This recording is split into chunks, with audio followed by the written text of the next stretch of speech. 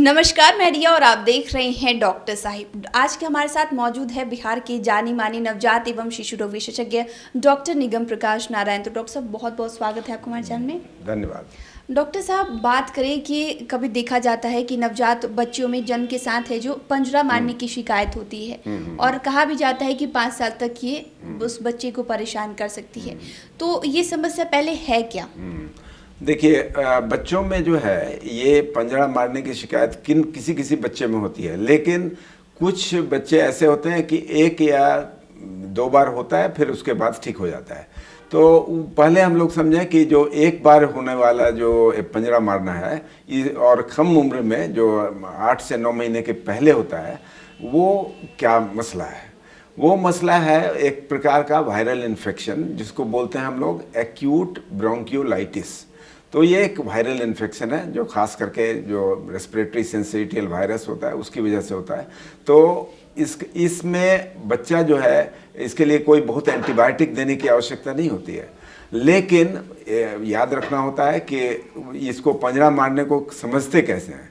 समझना पहले इसलिए होता है कि बच्चा अगर बहुत तेज सांस ले रहा हो तो ये दोनों चीज़ का द्योतक हो सकता है। तेज अगर सांस ले रहा हो तो एक्यूट ब्रोंकिलाइटिस भी हो सकता है और निमोनिया भी हो सकता है। लेकिन हम लोग इसमें डिफरेंस करने के लिए ये समझना आवश्यक होगा, अगर ब्रोंकियोलाइटिस है बच्चे को तो बच्चा बहुत ज़्यादा, उसको बुखार ज़्यादा ना होगा, लेकिन उसके पहले सर्दी भी हो सकती है थोड़े बच्चे को, और तदोपरांत बच्चा जो है वो सांस तेज लेगा, लेकिन साथ साथ उसके गड्ढे पड़ेंगे छाती के बीच में।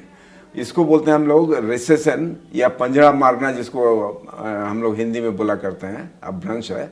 लेकिन ये अगर रीढ़ की हड्डियों के बीच में गड्ढे पड़ने लगे या जो रिब केज है उसके नीचे सबकॉस्टल रिसेशन हम लोग बोलते हैं, वो होने लगे, तो ये इसका मतलब है कि बच्चा पंजरा मार रहा है उसका। तो इसका मतलब है कि ये बच्चे को एक्यूट ब्रोंकियोलाइटिस ज़्यादा संभावना है। लेकिन याद रखिए कि अगर बच्चा फीवर ज़्यादा हो या बहुत तेज़ सांस चल रही हो, एक सांस की गति जो है नॉर्मल बच्चे की, जो नवजात शिशु है उसकी 60 से ज़्यादा अगर हो रही हो, तो उसको हम लोग ऑलवेज समझते हैं कि या तो निमोनिया हो सकता है या एक्यूट ब्रोंकियोलाइटिस हो सकता है।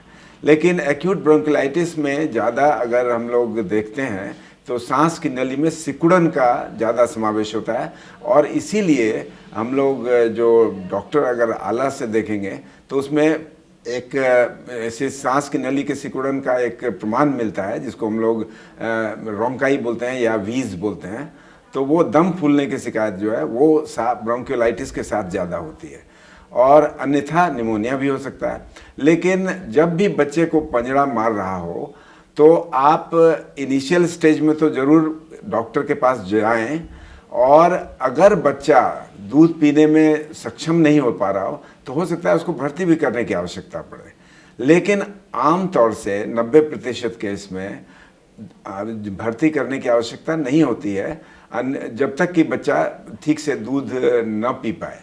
लेकिन अगर बच्चा दूध पी पा रहा है तो उसको भर्ती करने की आवश्यकता नहीं है, लेकिन उसको ख़ास माहौल में रखना है जहाँ पे तापक्रम सही हो।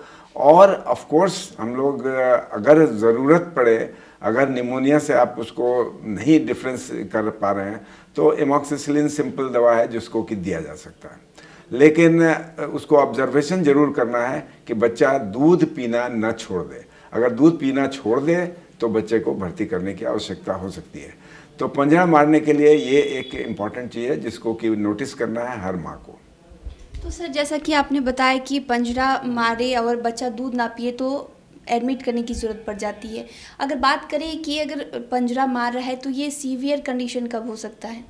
ये सीवियर देखिए धीरे धीरे बढ़ता है। अगर मान लीजिए बच्चा 4 से 5 रोज में वापस उसका पंजरा मारना कम हो जाए तब तो ठीक है, लेकिन अगर पंजरा लगातार मार रहा हो और उसके वजह से बच्चा ठीक से फीड नहीं कर पा रहा हो तो ये सीरियसनेस का द्योतक है।